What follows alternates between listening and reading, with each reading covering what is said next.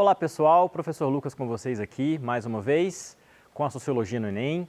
Hoje a gente tem a participação do professor Hermes, intérprete de Libras, que vai acompanhar a gente.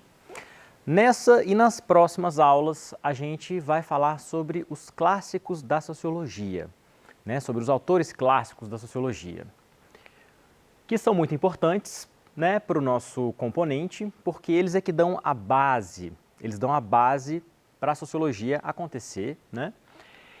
Então, os objetivos da aula hoje, conhecer o contexto de surgimento da Sociologia e como os autores clássicos, Marx, Durkheim e Weber, analisaram as transformações sociais da modernidade. A habilidade que está sendo mobilizada aqui é identificar e analisar as relações entre sujeitos, grupos, classes sociais e sociedades com culturas distintas diante das transformações técnicas, tecnológicas e informacionais e das novas formas de trabalho ao longo do tempo em diferentes espaços, urbanos e rurais e contextos. Então, antes de tudo, a gente precisa discutir a ideia do que seria um clássico. Afinal de contas, o que é um clássico? A gente costuma ouvir isso bastante na vida cotidiana. Aqui no quadro a gente tem o exemplo do Galo e do Cruzeiro, que é um jogo clássico. Tem vários outros jogos clássicos no Brasil. Tem outras coisas que são clássicas também, A gente às vezes ouve falar em cultura clássica, que é a cultura greco-romana e como ela influencia a nossa cultura. Um clássico, gente, ele nunca sai de moda. Ele está sempre voltando. Assim como os jogos de futebol ou a cultura clássica, por exemplo, eles são referências para a gente, E sempre que eles acontecem, eles continuam influenciando a gente de alguma forma, independente deles serem coisas muito antigas. Então, quando a gente fala em clássicos da sociologia, a gente está falando nesses autores. Nesses três autores aqui, que muitos professores e professoras costumam apresentar como os três porquinhos da sociologia, porque eles são os autores clássicos da sociologia, ou seja, a forma como eles começaram a estudar a sociedade, os conceitos que eles criaram para fortalecer esse estudo, para nos ajudar a compreender o mundo ao nosso redor, eles são clássicos. Por quê? Porque a gente usa eles até hoje para entender a nossa sociedade, ok? A sociologia passou por muitas transformações desde a época desses autores, mas eles continuam sendo muito importantes para o nosso campo de estudo. Então a gente tem o Karl Marx, o Emile Durkheim e o Weber. Eles estão ali mais ou menos no mesmo contexto histórico da passagem do século XIX para o século XX. E uma coisa em comum que eles têm é uma inquietação em relação a compreender tudo o que está acontecendo no contexto social deles naquela época. E eles estão muito ligados na ideia de transformação social. A época em que eles vivem é uma época muito conturbada, em que muitas transformações estão acontecendo na sociedade deles. Eles são europeus, o Marx é alemão, o Emile Durkheim francês e o Max Weber também é alemão. E eles estão vivendo na Europa no momento em que estão acontecendo grandes transformações sociais, como a gente já vai entender. Então, perguntas que mobilizam esses autores é como, quando, onde, quais as consequências e quais as causas dessas transformações sociais? Eles entendiam que a sociedade é uma coisa dinâmica, que ela está sempre em transformação. Mas o momento em que eles vivem é muito importante e muito definidor para uma grande transformação, que é a modernidade, a consolidação da modernidade. Então, o contexto desses autores clássicos é esse contexto de modernidade. A modernidade ela não está muito bem definida em termos de data, ela não é um consenso entre os estudiosos aí das ciências humanas. Mas a gente pode considerar que a modernidade é uma sequência de fatores que vão influenciando um depois do outro, e vão causando essa grande transformação da qual a gente já vai falar. Então a gente pode considerar que o início da modernidade começa ali no século XVI, com a expansão colonial europeia pelo mundo, a reforma protestante que acontece na Europa no século XVII, a revolução científica, a Revolução Francesa, a Revolução Industrial. Tudo isso culmina num processo que a gente vai chamar né, que é o capitalismo industrial, né, que é justamente essa época em que esses autores estão vivendo. É o momento em que o capitalismo industrial começa a se consolidar e acontecem transformações muito grandes na sociedade europeia, principalmente. E o que muda, né? Quais são essas transformações sociais e políticas que acontecem nesse momento na Europa? Bom, a tecnologia é uma delas, né? Todos esses processos técnicos, científicos, eles acabam desaguando num processo tecnológico das máquinas, né? Então, a máquina a vapor, o sistema de fábricas é implementado, né? A locomotiva e os navios a vapor começam a transportar bens, mercadorias e pessoas para lá e para cá, né? A globalização começa a se acelerar nesse processo de industrialização e de novas tecnologias no panorama, né? Da Europa e do mundo. A economia também, porque com a tecnologia, a produção ela é acelerada, então a escala da produção aumenta, os bens são produzidos em escalas muito maiores, numa rapidez muito maior, né? Então ocorre uma expansão do mercado pelo globo, né? E o aumento do lucro dos proprietários das fábricas, né? E dos meios de produção. O trabalho também, que é um ponto muito importante, né, para a sociologia nesse momento, sofre uma grande transformação, porque a partir daí surge a classe trabalhadora, a classe operária, o proletariado, que são os trabalhadores assalariados das fábricas, né? E a sociedade, então, ela também passa, né, então, por esse grande processo de transformação, porque ocorre a migração campo-cidade, né? Uma urbanização acelerada, né? A exploração dessa nova classe trabalhadora nas fábricas e vários problemas de ordem pública, como miséria, epidemias, né? Os centros urbanos começam a ficar muito cheios de gente de repente. Aquelas pessoas que costumavam trabalhar no campo, no roçado, né? Nos grandes latifúndios, começam a ir para as cidades em busca de trabalho. Então é um momento bastante conturbado, com bastante instabilidade e bastante conflito social. E é justamente esse momento em que esses três teóricos da sociologia estão vivendo. Então, todo o trabalho que eles produzem tem muito a ver com essas grandes transformações sociais. O trabalho, ele sofre uma grande transformação nessa época, como eu acabei de falar, né? Antes o trabalho ele estava muito ligado, a economia de maneira geral, ela estava muito ligada à produção rural, né, agrária, né? A gente pode pensar ali em termos de Europa, né, de tempo, era um sistema feudal, né, onde os proprietários tinham muitas terras, os senhores de terra tinham muitas terras, né, e o trabalho era servil, né? Você nascia ali numa terrinha e você já obrigatoriamente era um servo do dono daquela terra. Com essas transformações sociais, começa a surgir o trabalho livre, que é o trabalho assalariado. Mas a gente pode se perguntar se esse trabalho realmente era livre. Será que esses trabalhadores realmente tinham a opção de escolher um trabalho? Ou eles eram impelidos a trabalhar nas fábricas? Essa é uma pergunta que a gente faz, porque se eles estavam sendo expulsos do campo, né, eles estavam indo para a cidade em busca de sobrevivência. E os únicos postos de trabalho que eles tinham eram nas fábricas. Então a sobrevivência é que estava em jogo, né? A pergunta aí se é realmente um trabalho livre. Lembrando que na Revolução Industrial eram 16 a 18 horas de trabalho contínuas, né? De domingo a domingo. Mulheres, homens e crianças trabalhando nas fábricas em condições péssimas de trabalho, ok? Então, quando a gente discute esse momento, né, da consolidação do capitalismo, a gente pode fazer algumas perguntas para entender essa sociedade que está se consolidando. Então, as riquezas produzidas, elas são de propriedade coletiva? Deixa eu pegar aqui o meu giz.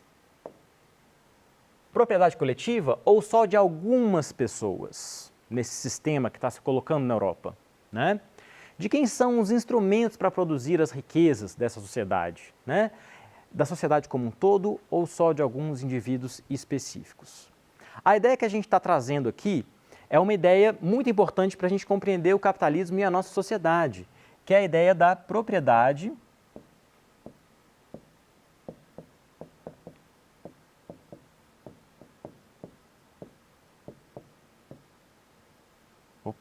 privada. Propriedade privada.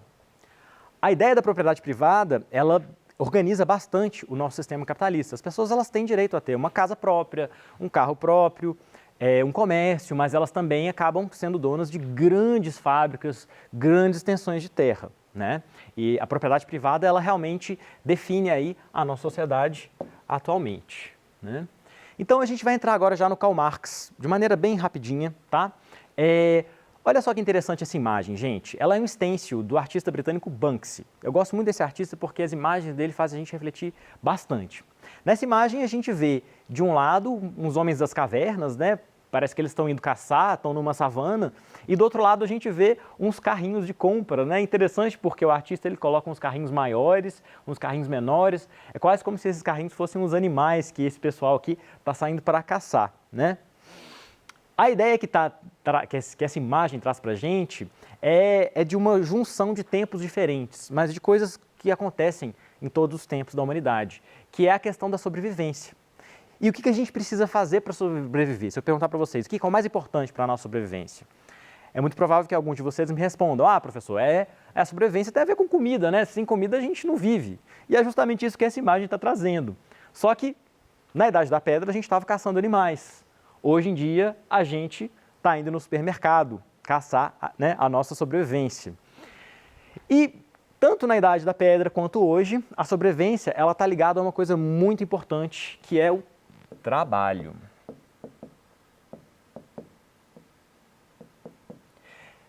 Trabalho. E o trabalho, ele tem a ver com essa busca pela sobrevivência, mas ele tem a ver com a nossa relação com o mundo material, com a matéria. O mundo concreto, o mundo físico, as coisas que a gente realmente precisa para viver. Comida, água, vestuário, hoje em dia carros, não é? Fábricas. Então Marx ele cria um conceito que é o modo de produção. Esse conceito ele ajuda a gente a entender, né, na visão do Marx, como as sociedades humanas se organizam. Para ele é muito importante como essas sociedades produzem riqueza, né? Então o Marx ele vai falar o seguinte, o que é um modo de produção, né? Do que se constitui esse modo de produção? A gente tem os meios de produção, que muitos conhecem como capital, e esses meios de produção, eles são as terras, as matérias-primas, as ferramentas, as máquinas, as fábricas, são todos aqueles elementos necessários para a gente produzir o nosso sustento, a nossa sobrevivência e também a nossa riqueza, que está tudo interligado, né? Só que o capital, os meios de produção, eles não produzem riqueza por si só. Eles precisam de trabalho, ou seja, as pessoas e o que elas sabem fazer, né? Então, a junção dos meios de produção com o trabalho geram as forças produtivas dessa sociedade, que são aquelas forças que produzem o nosso sustento e as nossas riquezas. Mas o que vai diferenciar uma sociedade da outra, né, na visão do Marx? Vai ser justamente as relações de produção, ou seja, como esse processo de produção de bens e de riquezas está organizado, ou seja, quais são as relações sociais entre os que produzem e aqueles que são os donos do meio de produção. No capitalismo, naquele momento ali da Europa, em que esses três autores eles estão observando as coisas, né, os meios de produção estão na mão da burguesia. E a ideia que existe é a da propriedade privada.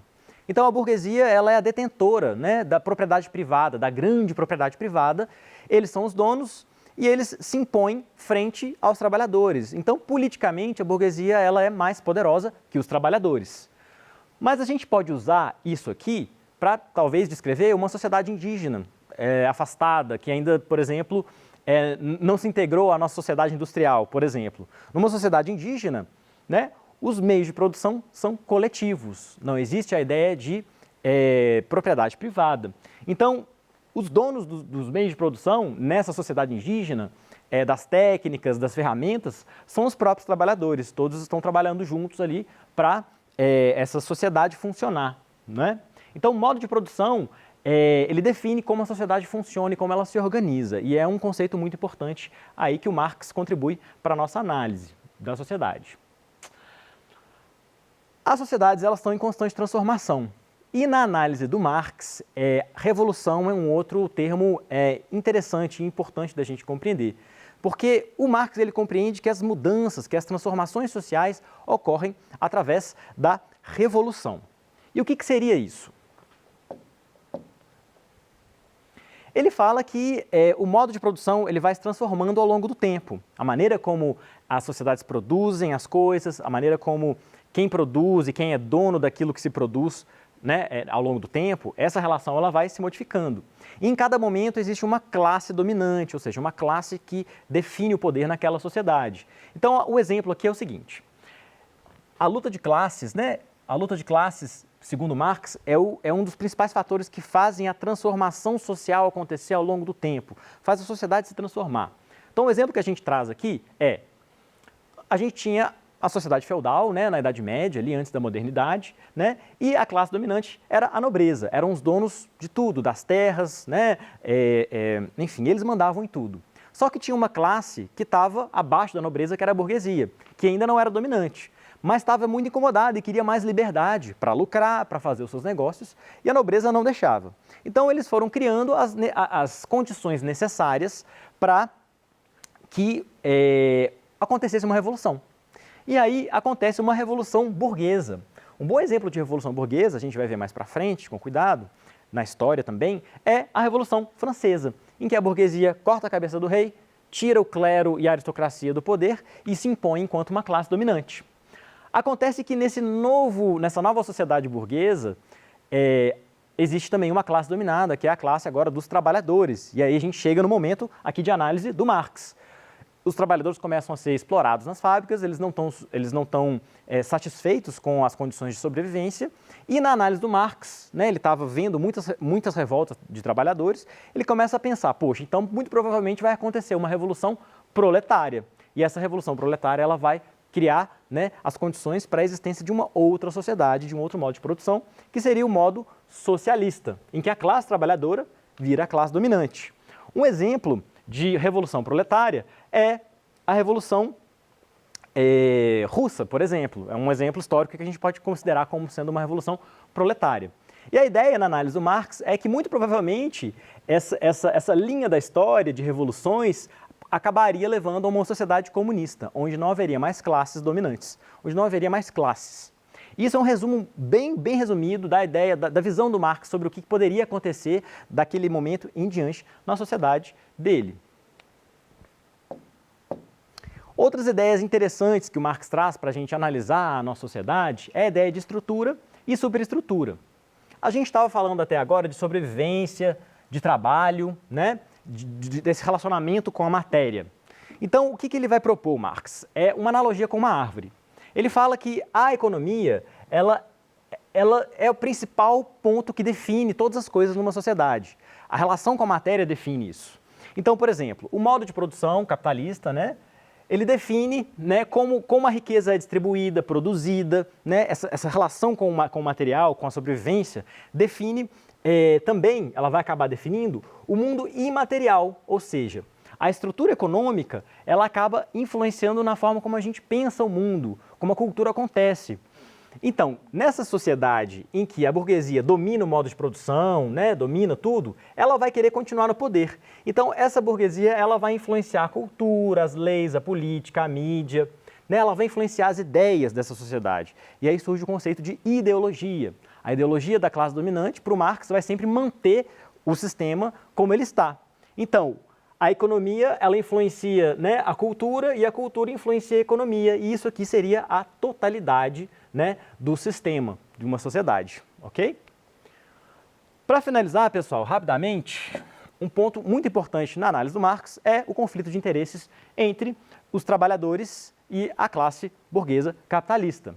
Enquanto que os trabalhadores estão muito preocupados com a sobrevivência, as condições dignas de trabalho, a classe burguesa está preocupada com o lucro, com a expansão dos negócios e com a privatização da vida. Ou seja, como o fim principal do capitalismo é o lucro, a tendência é que todos os aspectos da vida humana sejam transformados em negócios que geram lucro, ok? Essa é uma divisão muito importante para a análise do Marx. A gente pode entrar em detalhes depois sobre isso, mas isso são assim, os conceitos e as ideias básicas que definem a visão do Marx a respeito da nossa sociedade moderna. Ok, pessoal? Então, a gente fica por aqui, a gente continua na próxima aula falando dos clássicos. Até lá!